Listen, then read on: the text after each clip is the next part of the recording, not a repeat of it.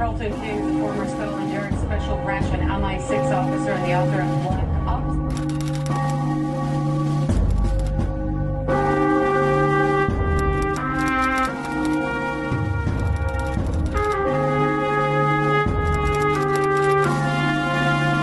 I was undercover for Special Branch in a jihadi organisation.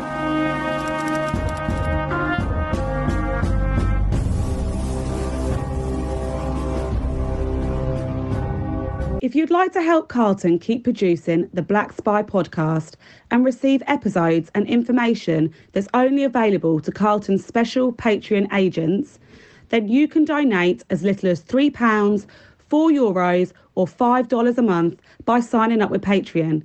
See the Black Spy podcast notes or Google Patreon Black Spy podcast and pledge your monthly amount.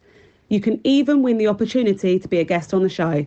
Thanks for listening. And don't forget to subscribe for free. My name is Carlton King, and welcome to the Black Spy podcast, the show that shines a light on the world of secret intelligence, national security, and armed governmental personal protection operations, but actually looks at geopolitics in the round.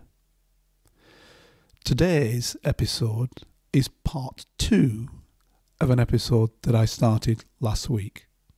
And actually, I would argue that brings us into a very good area that you wanted to speak about next, gender. Because gender wasn't on the horizon at one stage. Now, gender is everything. Yeah, and it does seem like some of the things that were completely acceptable 20 years ago are now...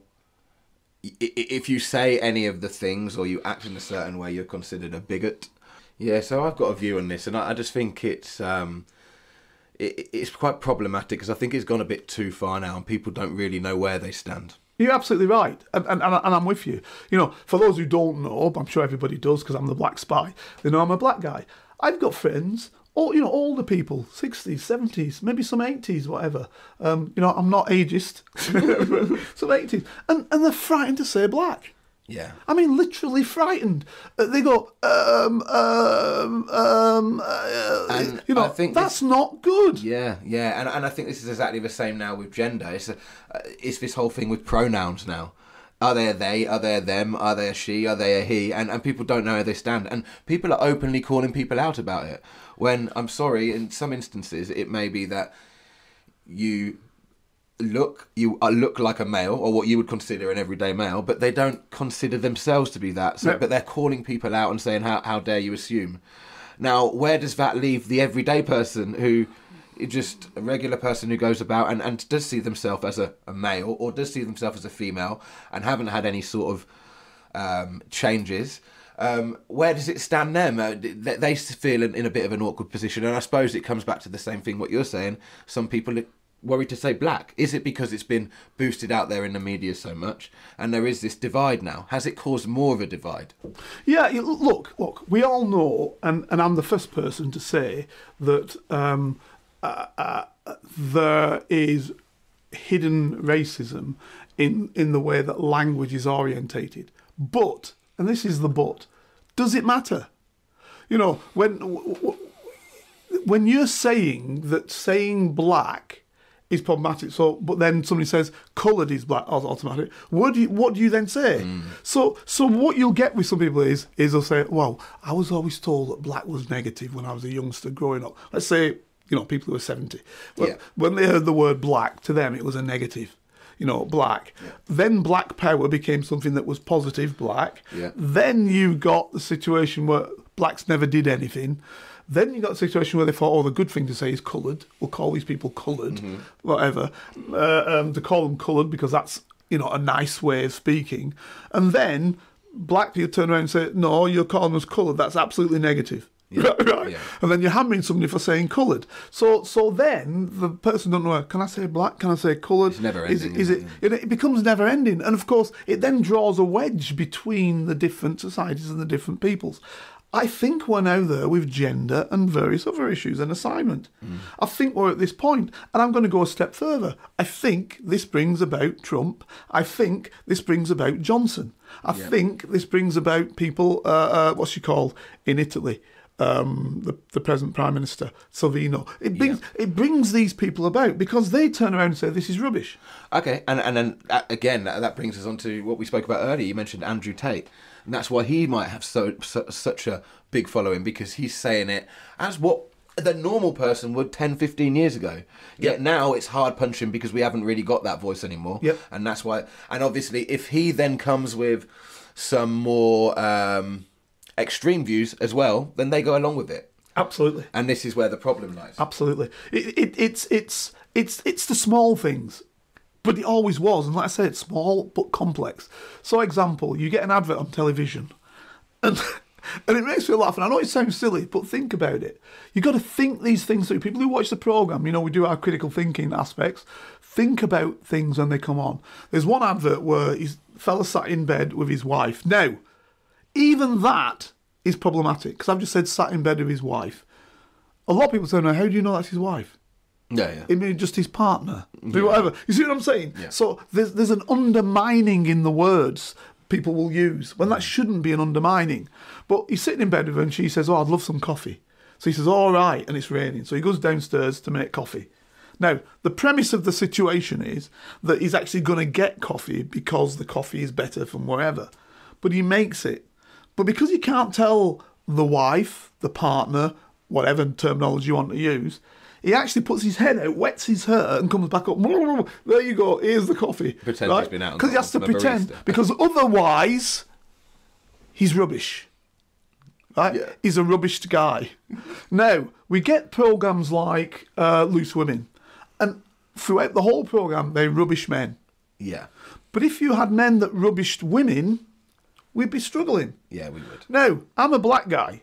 Believe me, I've been rubbish for the last 500 years. Right? But it doesn't make it right for blacks then to just rubbish all white people. Right? But this is what's happening in the sphere of gender now. Right? Guys are just being rubbished. And it's white men being rubbish. I'm not a white man, believe me. I'll let Dan the man keep his own ethnicity to himself. But I'm not a white guy, I'm a black guy. But I still can see how this is damaging the white guy. I can see how he's turning around thinking, bloody hell. What's happening? What's happening to me? I'm a nobody. Yes, the white guy's had it good for a long time, but you don't rubbish somebody and expect him not to sit and think to himself, do you know what, I'm going to fight back on this issue.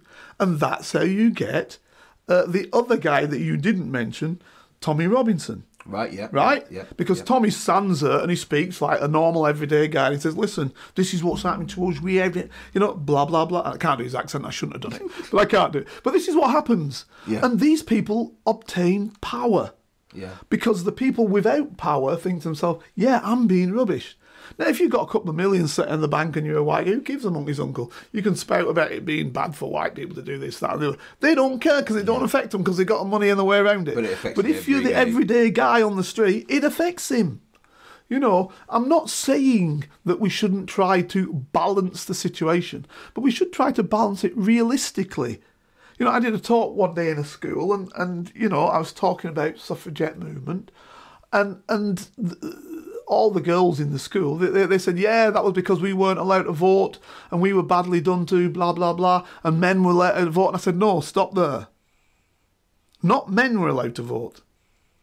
The ruling class man was allowed to vote. You need to understand, do not generalise. Men were not allowed to vote. And I looked it up then. I looked the full stats up because I wanted to know what were about the full stats, not of who could vote, but what the power play was. Yep. So in the First World War, women did not go on to the front and die. Now, 800,000 Brits, round about that figure, of which, when they say Brits, some of them are colonials, etc., etc. But 800,000 of different colours from different nations that were part of the British Empire. But 800,000 Brits lost their life. Yep. And these are people brought into the war, fighting in Ypres, fighting on the Somme, fighting wherever, dying. Okay? They lost their lives. When I looked at that, first and foremost, the vast majority of them had no right to vote. So the vast majority of them had no right to vote about this war in any way, shape or means, even if you could vote about war, which you couldn't. So what was the threshold being allowed to vote? Was it the threshold, 21 years of age, yep. right? And property owner, Okay. right? Or if you weren't a property owner, there was a certain field that you could rent, but you had to be of a certain level. So basically, it ended up like only about 35%, I think, of the population could actually vote. Male And population. essentially, it's just a wealthy population. Essentially the wealthy population. And more interestingly, Mrs. Pankhurst was not looking for universal rights of women to vote. She wouldn't say, I want every woman to vote, because she knew every man couldn't vote. She was looking for women of her wives class. Of her class. Do you see what I'm saying? Yes, The yes. same way that men were looking for men of their class. This was to vote was too much for the everyday man. Mm-hmm. Right? The everyday, that same guy in the Clapham omnibus, they don't want him to vote. Yeah. He's not intelligent enough. Not intelligent enough, Right? So they're basically saying, albeit that the wealthy people are dumb, but the bottom line is they didn't want these guys to vote. So these guys weren't able to vote. Yeah. Right? So this is the point. And Mrs. Pankhurst was never looking for universal suffrage. They only provided universal suffrage. This is where the complexities all come in. After the First World War, when they feared that there would be revolution like in Russia that brought about the Soviet Union. So it's a flipping out. We better give them a vote. right? So first of all, it was the men, 1918, 1919, and then the women, 1920, 21. Right? So there's no great difference for the universal suffrage. And then everybody could vote at the voting age, which I think originally was 21, then knocked down to 18. So what I'm saying is this. There was no universal suffrage. It's a lie. Yeah. It's part of our British propaganda. Joe Soap was not voting. He didn't have a right to. This is the point. And again, this is where you see empire of interest.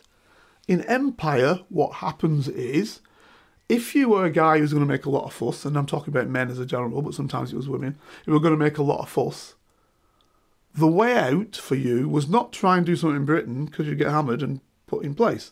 You go to the colonies. Right, yeah. Because the fact that you happen to be a white guy in the colonies give you that status. So you're now up above them. So you're like a ruling class guy in Britain or woman. That's how they were able to keep revolution from happening. Let some of these people the talented 10, people who are always going to get up and do something, the talented 10, push them outside. Yeah. They're not prodding us here, look, we'll push them into Australia or wherever. All the settler states they took, push them to the settler state, which is why, of course, you get the Balfour Declaration. Oh, Jewish people causing a problem. Give them part of Palestine. Bloody hell, pass them over there. Yeah. Right? That way, they put their problems over there. A problem isn't happening here. Now, all states were doing that. All the wealthy states. Get rid of the people who cause you a problem. Hopefully keep them tied to the system. Yeah. Yeah. But get rid of them from your own land. Because otherwise, it's revolution. And what they feared more than anything else of revolution, you won't know this, ladies and gentlemen, but at the end of the First World War, 19 countries invaded Russia, which was then the Soviet Union when they took over as a Soviet. 19 countries, Western countries, invaded the Soviet Union to try and bring it back to Russia because they wanted to stop communism, because they were fearful of it. The Germans, who we'd just defeated on the battlefield, were hired to go and fight with them as well as these 19 countries, right? People who couldn't fight, though, guess what? Black Americans were not allowed to go, right? They've been fighting the First World War, fair enough, we'll let them do that. But, war's over now, that type of war, they can't go into this battle because they want to bring them back down. Yeah. It's all about suppression and control. And that's what was happening. I digress for the situation down the man. But hey, you know where I am. Yeah, I know where you stand with that. And I just think, giving my perspective on the whole gender thing, I think that the average man, giving my opinion as the average man, I think that they feel a bit slighted in a way. They're thinking... Dan, man, are you hearing this from them? Are you hearing this from guys you knock about? Yeah, I am. I think the regular guy feels a bit like... You've got all this pro-women things at the minute, and I just feel that men feel as though they're the ones who are going to war. they're the ones who are Yeah, working but we're on not, the to oil. be fair, rigs. we're not fighting a war, are we? No. And But in the women, past, and but I where mean women, in the and where past. women do go to war as well, by the way, if they are. But yeah, okay, you can I argue understand with that, but in mass, I'm talking about Yeah, I hear what you're generally. saying. Yeah. But yeah, on the whole trans thing, the whole you're seeing now, sports people. Right, for instance, we're saying the women's football team saying we should get equal pay to the men. Things like this. I just think it's gone too far. And the media's also running with these things because they're putting out this stuff in the papers. And this is what people on the masses are seeing. So they're putting out things like, it's unfair that the women England football team are only making a quarter of what the men are making, when they're not looking at the full picture here, are they? Right, absolutely. And I'll kind of quickly just jump in on that because there was a question of me, which we never dealt with in any other show of 2023 up to now, and I don't know why, but I'm just remembering that question came. Right, so very quickly, no two footballers get the same salary, right? No two footballers get the same salary. I don't care where you're playing for. No two footballers get the same salary. You're based on who you are, and generally, because I've done some work for Premiership manager, generally what happens is as follows: strikers get X amount of money, right, more than others. Defenders get less. Midfielders, and now goalkeepers used to get less, but now they're coming up more. Yeah. So what's happening now is that there is a striker, and then within that, no two players are getting the same. It's all based upon what they think you can do and who can draw in, individual ability, etc., etc. But added to that is it's also based on things like gate, etc., etc., etc. So if you're getting 60 odd, 70 odd thousand people in, then of course there's a gate there. Whereas opposed to a women's match that might be getting 20,000 people in. So you've got to look at it. And indeed, somebody did figures on the World Cup, the Women's World Cup and the Men's World Cup. And the Women's England World Cup team, in percentage of the gates drawn and in percentage of television I think they got more, didn't they? got more than the men did. Yeah. Right? So you cannot... You've got to do like with like. So you have to do like with like. I'm not saying that athletes, because I know... My old man was a professional cricketer, got paid not but half a cent. He never made money from his great professionalism, his greatness. Never made any money out of it. Now, the reality was somebody was making money out of his greatness, which clearly was the promoters. They were making money out of it, and always were. But he made none out of it. Right, so in sport there's always money, and sport is the only true professionalism. To be fair, I know you're a professional man, Dan, but let's be realistic. Doctor, you can be a bad doctor, you can be a bad accountant, you can be a bad lawyer. You cannot be a bad footballer. The day you're bad is the day you don't play. Right, it's that simple. Right, so you know these are the true professionalisms of sport. True professionalisms. You know, you were a high-class gymnast.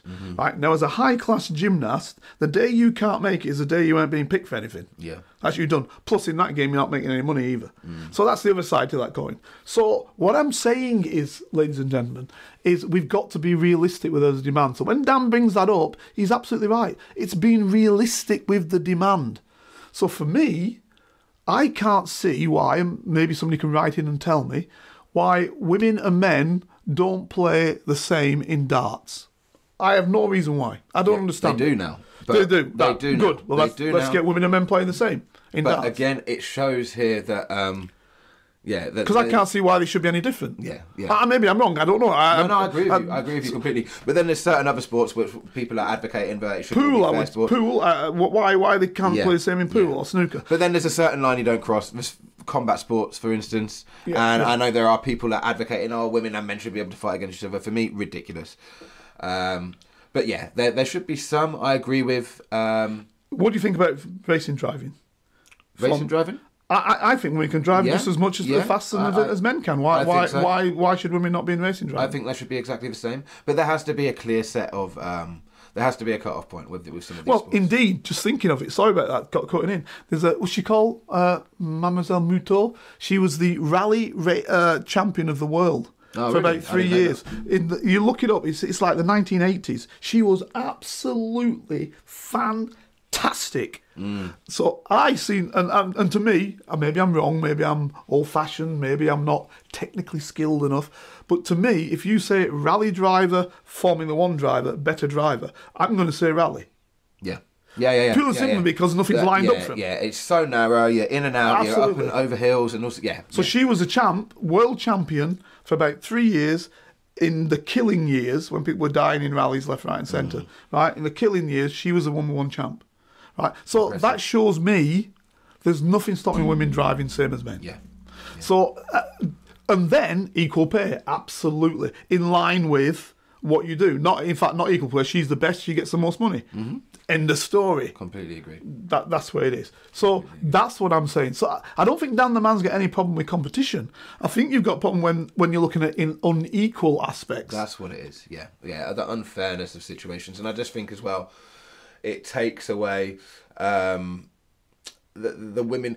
So for instance, we're seeing some of these people who are transitioning from men to women and then competing in women's sports, and they're winning everything, and they're winning everything. And I think there really needs to be a real discussion on this. It needs to be taken to the very top, and there needs to be a clear.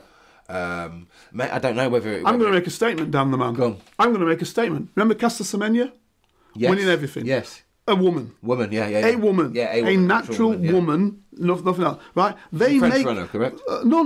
She's runner? South African. Oh, South African. Sorry. Yeah. 200 metres or 400 metres. Whatever. Yeah. They make her take drugs that limit her capacity. Yeah.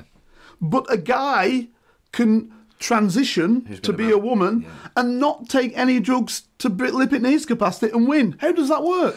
So you take an actual person and say you can't what win. Was that 7, 8, 9, 10 years ago? Maybe that was. It's today. No, but the Caster Semenya thing. She's still today. She's still taking it. Oh my! It's unbelievable.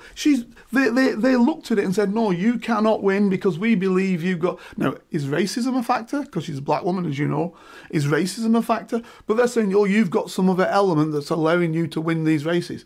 Hang on, she's natural as she is. Yeah, and then there's a man who transitions after 20 years of being a male. And then you're trying to, and they can do everything they can and lift weights as a weightlifting champion, etc., etc. Yeah, so for me, that's problematic. If you're then limiting a woman, that is, my friend, that is, ladies and gentlemen listening, that is lacking empowerment. That is undermining female capacity by saying this woman, running as she runs, should now have taken from her ingrown innate capacity in order to allow somebody else to win.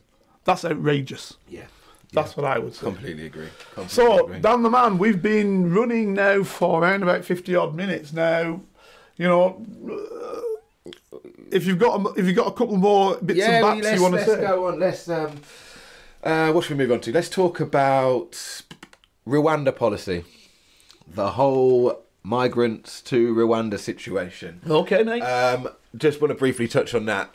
Just wondering what your opinion is on this, and also how you think this has impacted Rishi Sunak and his hopes for becoming PM in the future, or remaining PM. This is a very, very, very interesting thing. Because I think the present leader of the Labour Party is useless. Keir Starmer. Correct. Completely agree. I think that he, you know, we were talking before, see things come together. We're talking about focus groups. Yep. I'm telling you now, he's been focus grouping what people think. Okay. So he's got all the people together, we'll focus group them, and what we'll do is, this is what they think, so we're going to go with that. And therefore, he stands for nothing. Because all he stands for is what people's opinions are on a given day of a given time. In order to get him into power. That he wants. Correct. And what he's also doing is, and this is something that basically was done superbly on the Brexit vote, what Cummings did on the Brexit vote, for those of you who don't know and you're not living in the United Kingdom, basically what happened is the United Kingdom left the European Union. There was a vote as to whether to stay or to leave. And the government of the day, which is run by David Cameron, a Conservative, and this is a continuation of the Conservative government we've had now for maybe about 14 years, he thought, OK, let's get rid of the Eurosceptics. And they call them Eurosceptics, people who did not like Britain in the European Union. Mm-hmm. We'll give them the vote, he said, if we come into power next time. Not believing that they'd come into power. Yeah. Believing, actually, because all the signs were showing it, that there would be a hung parliament as there was previously, and that they'd have to work with Liberals. And when they did work with Liberals, the first thing they would have thrown out is the idea that there'd be a vote on European Union membership, because the Liberals love the European Union. So that was the whole point of it. But the Conservatives won by themselves. They got the majority. Under our system, that's not difficult to do. because you just need a percentage of the highest number. You only need one person more than the next party below you. And it's not the other two parties put together, it's a singular party. So it's easy to do. You can run the government in the United Kingdom with less than 30% of the population voting for you. So anyway, so they won. And so, therefore, his party then said, you promised us a vote, a referendum as to whether we stay in the European Union. And he gave it them. And the moment he gave it them, I said, we're out.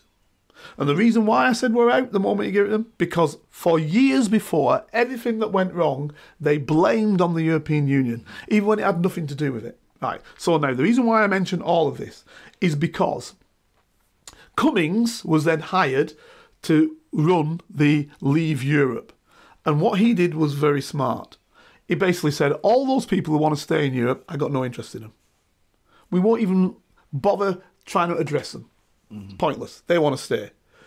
All those people who want to leave the European Union, we won't bother about them. It's counterintuitive, but we're not going to bother about them. We're going to bother about the people who don't know. Don't know, yeah, in between. And we're going to hammer those people that don't know, day in, day out, with the positives of leaving. There aren't any, but we'll make them up. Yeah. Right? And that's what he did. And he hammered sovereignty, no immigrants, this, that, and t'other. And he looked at what, and he went into he actually, this is, Dan the man, this is what I have, he went into pubs. Yeah. Politicians don't do this. Yeah. Right? This is why you had me doing a strategic analysis unit. I'd go into places and talk to people, and have my people go into places and talk to them and get their feel. Politicians don't do this. He went into pubs and started speaking with people, saying, oh, what do you think about this? What do you think about that? And then he could get the right, man, this is what the average man hates. Immigrants, dang. Yeah. Right?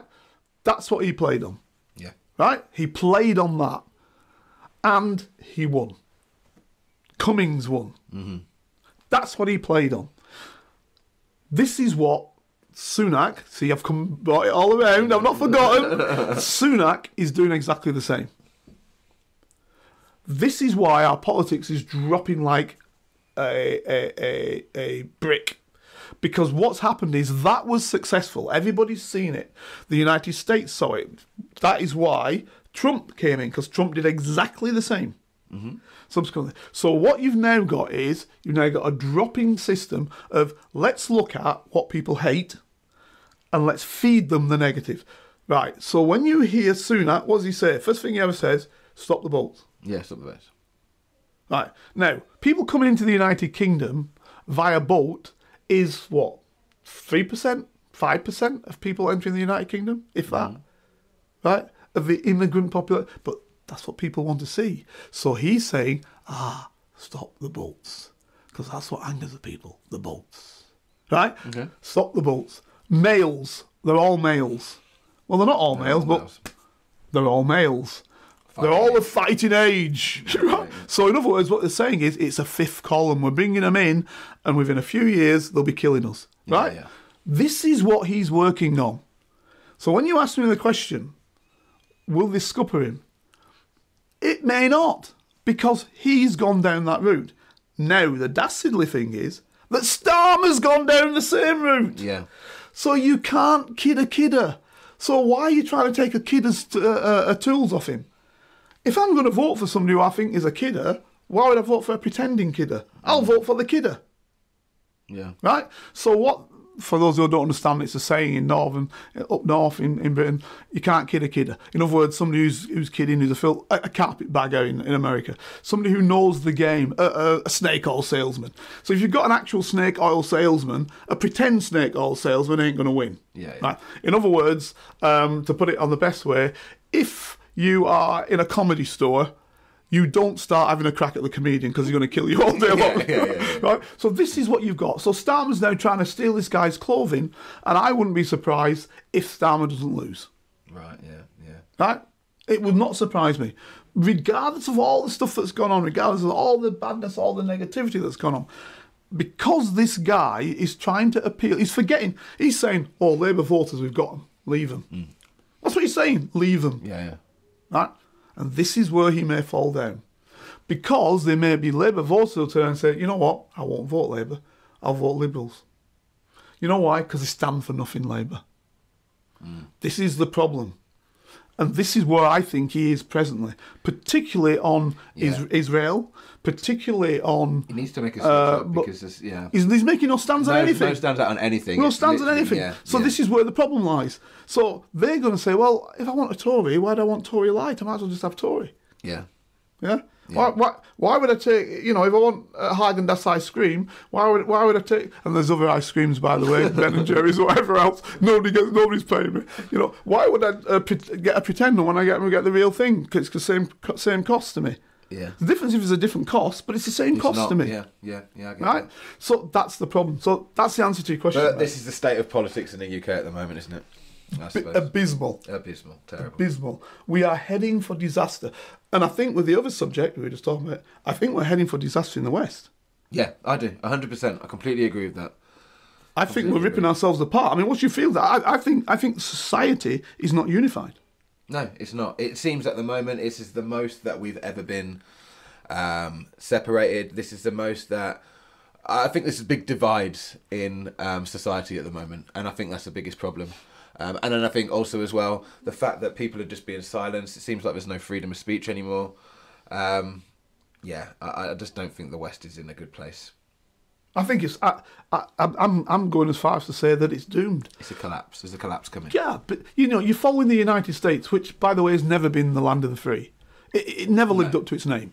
It's all right saying all men are created equal when at that one stage, a third of your population is enslaved. They're all men created equal. It's a nonsense. Yeah. It's total nonsense. And anybody who believed that showed you that you had a total disregard for the truth, right? Because if you wanted to look at the truth, you'd say, hang on, you're not all created equal, because those geezers there are enslaved. So are we all created equal? Right, so that's the United States from day one. Never done anything right.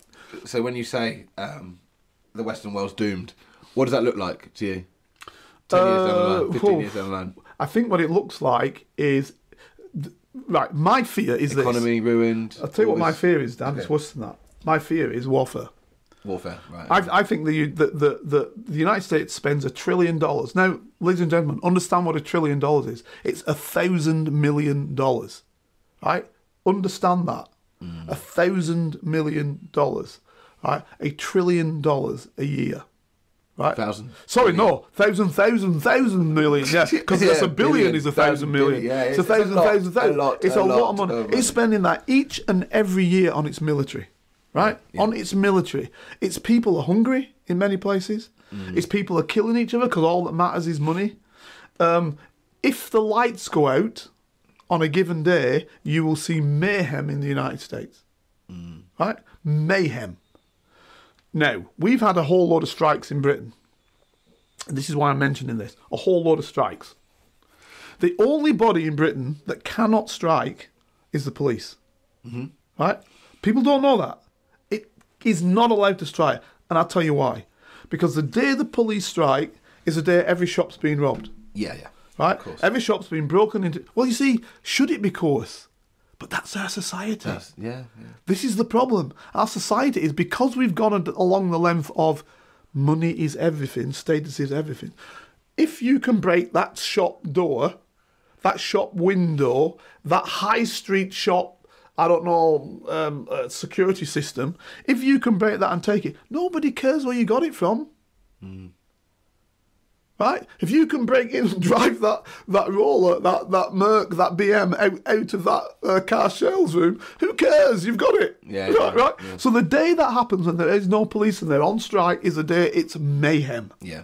Right? Now, the police are being hammered day in, day out. Every day, the police, though they're this, they're that, they're the other. Someday, they're going to say, fed up. You've seen doctors at it, you've seen nurses at it. Someday, they're going to turn around and say, we're fed up. Finished. Yeah. Not going to do it anymore. We're striking.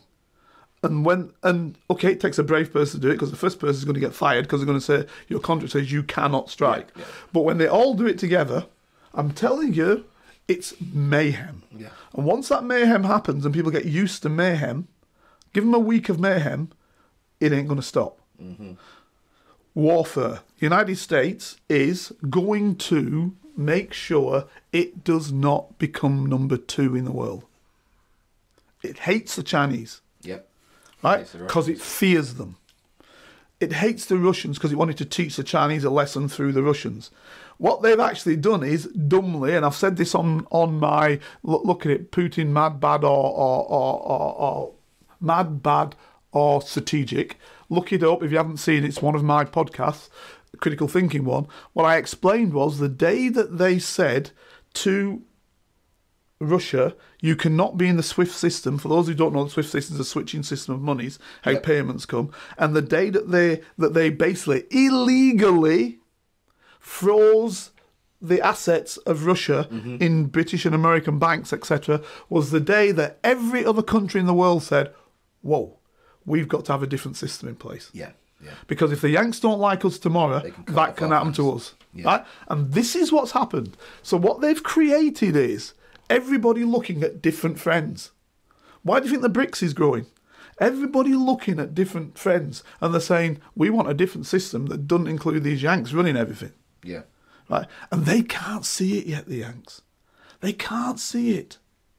Everybody knows who's in the know, who's in the intelligence services, security services like I was. They know that the Ukraine Maidan coup was a coup from the United States, started by them, put in place by them, created, which has led to this war now some several years later. Everybody in the know knows that. Right? They know the way they did that was to try and push Russia, because Russia was no longer playing the Yeltsin game. After the fall, those who don't know, after the fall of the Soviet Union, Yeltsin was in charge, put in by the Yanks, totally happy with him. He was a clown, a drunkard. He basically gave everything to the United States. 12 people ran practically the whole of the economy of Russia. That's how you get these oligarchs who became multi-billionaires. 12 people ran it, right? Boom. Everybody's happy because Yankee companies went in there, boom, boom, boom, making money. Everybody's happy. Your man Putin comes in, says, bollocks, that's not happening, right? And started putting heavy manners on these people, right? And has brought Russia back to something. You believe me, I was around at the time. You had a head of the Soviet missile fleet with nuclear weapons in charge of them, was working as a taxi driver to make money. This is the problem. He was a general in charge of it. That's what we like. The big problem was everything was up for sale. Yeah. So they were selling the submarines, they were selling this to anybody, to anyone. Yeah. You know, drugs dealers down in South America buying submarines. Yeah. Anything, right? That was the danger of that. Suitcase bombs went missing. I'm not telling you anything secret now, folks, because it's out. Went missing. Nuclear bombs, right? Yeah. Because we're being sold. Yeah, it's crazy. Right?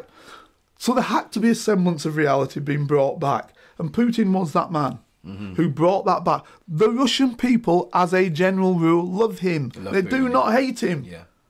Right? So this is the problem. Now, don't get me wrong, if I'm a Russian and I'm dying for him in a war in Ukraine, I'm not best pleased. Even if the figures are 50,000 dying, and I know the deaths of Ukrainians is probably about 500,000. But the bottom line is, I'm not happy to be one of the 50,000 people dying for it. Yeah. So, you know, war's a terrible thing. I don't want to be part of it. But they pushed the man, they pushed the system to that. He's been pushed to that. And peace was there before, back in March 2021. Peace was agreed. And who scuppered that peace? Boris Johnson sent as an emissary by Biden to scupper the peace. And he scuppered it, and now 500,000 Ukrainians are dead. Soldiers I'm talking about, because he's hardly killed any civilians. Yeah. Right? Soldiers. So this is the juxtaposition, what you're saying about the state of Israel and Ukraine. Yeah. Right? Yeah. And Russia. Because they've hardly killed any civilians there. But in Gaza, there's a whole load of civilians being bumped off. Right? So this is the difference. So, in answer to your question, Dan the Man, warfare is going to be the thing that scuppers the West. Warfare, or just, as I said before, the lack of cohesion that leads to everybody looking after himself. Like in Britain, we've had strikes from everyone, with the exception of the police. Yeah. And those things, everybody looking after themselves and not looking for the state, will lead to the downfall of the West if we do not watch it, right? It will lead to every man for himself, every woman for themselves. Well, yeah, because, now it's every man, every woman for themselves. Yeah, you're right. Yeah? Spot on. No relationships. Nothing. Oh, no, who's he? Oh, you, every colour for themselves. Right? A totally non-united system. That's where the problem is. If you go to China, I mean, I've been to China a lot of times. When you go to China, the Han Chinese are what, 90% of the population. You know, the regular looking Chinese, as you can see. Han Chinese, right? 90%, 87, 80, I think it was 87% the guy told me when I was there. 87% of the population. Right. So now, that's a lot of people if you're looking at the fact that there's 1.5 billion folk knocking about. But there's also a lot of people who are not Han Chinese. So they are absolutely fearful in these other people, like the Uyghurs, who are Turkic people, if you will, coming away from the Union. So they do everything they can to lift everybody up to a system that means that they're not fighting each other. Yeah. So unity is extreme importance in China.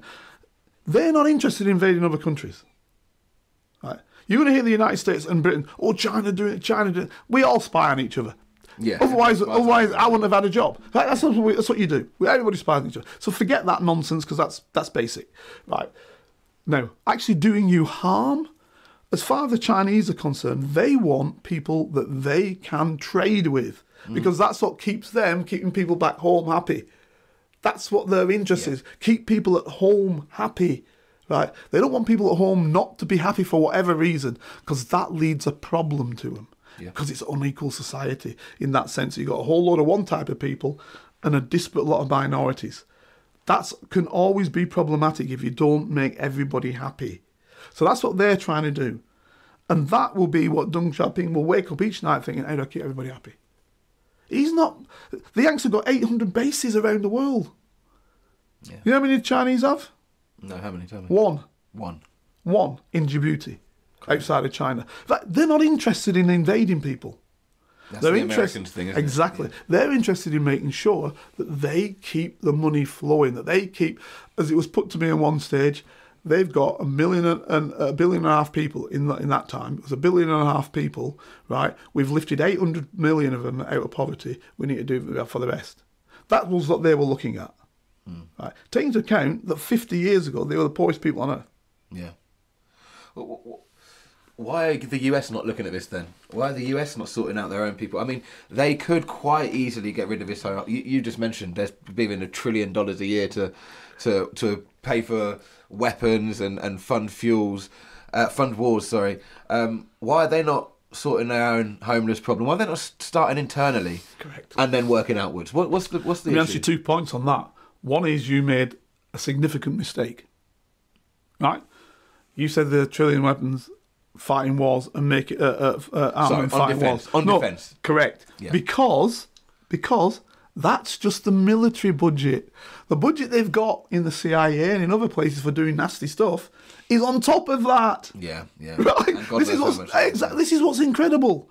So they're vesting all their monies in that. Now, I'll tell you why, mate. Nothing simple, as we've always said. Because people make money out of it. Right, okay, yeah. So there's no money in sorting the homeless people out because we're giving money away. Why are you giving money away? It's pointless. Yeah. But if you're making weapons, then there's money. Let me give you an example. They put, is it 30 billion they put? They run now Ukraine. They run the Ukraine government. They run now. Correct. They've got contracts for rebuilding Ukraine afterwards, so they want that. Correct. And they'll probably have the same with Gaza. What they did is also in the Department of Defense. It was in the Senate not that long ago. They said we've spent something like 15 billion on weaponry. They said this was then. This is way more now. 15 billion, but we have to replace it. But that's going to cost 235 billion. How does that work? Yeah. Everybody's making money. They're all building houses in Washington DC because it's all good money. Money's flowing. You don't want to stop that. That's money in your back pocket. So you keep the war running. It's a game for them, isn't it? It's a game. These wealthy people. The problem with for the United States, it's all a game for the wealthy, and because it's not a unified land, it isn't unified. So everybody's at everybody's throat, which is what I'm saying. Everybody's at everybody's throat. right? And so that allows, in the vacuum, snake oil salesmen and women to go around selling nonsense. Yeah? Yeah. And everybody's... Now, you're absolutely right. What, at 1 trillion, 1 year, you could... no more spending on military. Let's look at... By the way, that trillion is more than the next 10 countries... Used to be 15, now it's 10, because everybody's increasing their military expenditure because of what's happened. But the next 10 countries below it. So if you add China, United States, Saudi Arabia, Germany, Britain, Germany, I'm trying to think of the other big spenders, Russia, you add all them together, they only come up to United States expenditure. Yeah. So you've got to ask yourself a question. Well, if I've got so much money in weapons, when do I use them? Yeah. That becomes your problem, because now you want to use them because you spent all your money in them. Right? This is why I say warfare, to me, is the biggest problem we can have. I think we're now heading towards a situation whereby, this is still answering your question, whereby in the 1980s, 1990s, I can remember, I used to work for the American in the early 80s, 90s came to Britain. I can remember that we had nuclear weapons pointing at each other like that, east and west. And within a second, trigger, mistake, boom, world's gone. I think we're back to that now. Right. That had stopped. I think we're now back to that. I think one mistake, either side, boom, gone. That's what we're back to. Scary, isn't it? Absolutely scary. We should be frightened Yeah. because it's dangerous. Yeah. This is where we are. Well, I think that was a nice light one to finish us off on. So the world's going to end.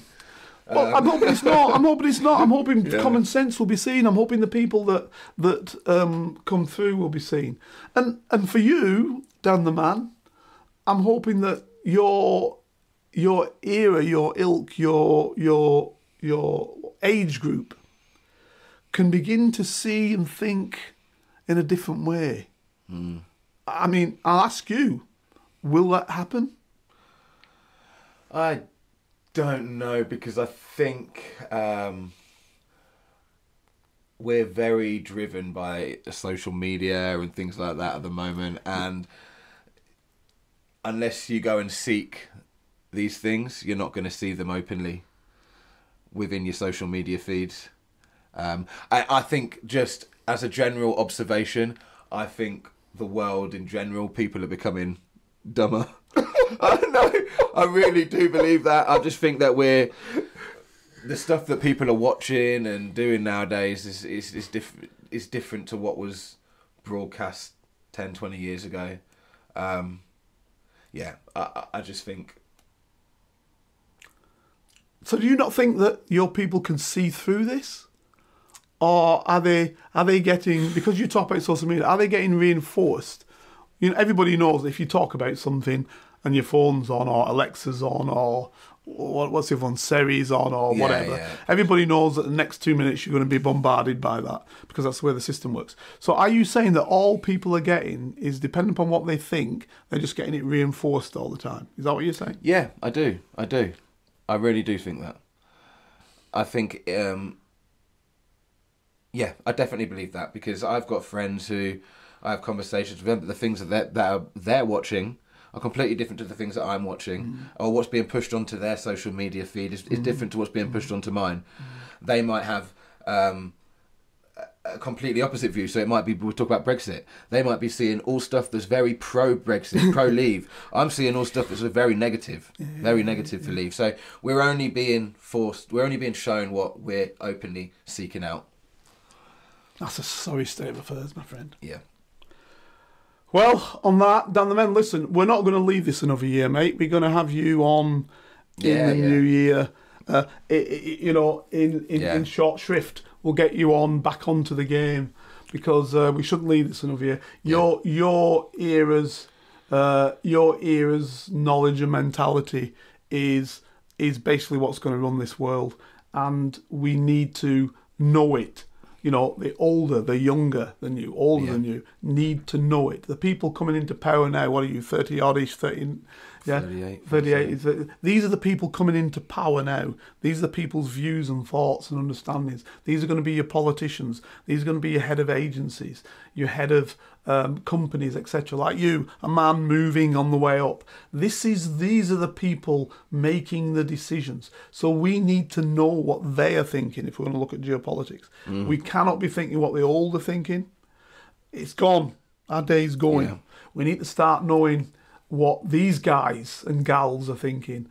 And I hear a extremely divided situation. Yeah, I would agree with that analysis of the situation. Yeah, completely agree. So we're going to get you back, Dan the Man. I look forward to it. Ladies and gentlemen, thank you very much for listening this week. And by the way, this will have been a two-parter. You know, our intention was not to have the length, but it is what it is.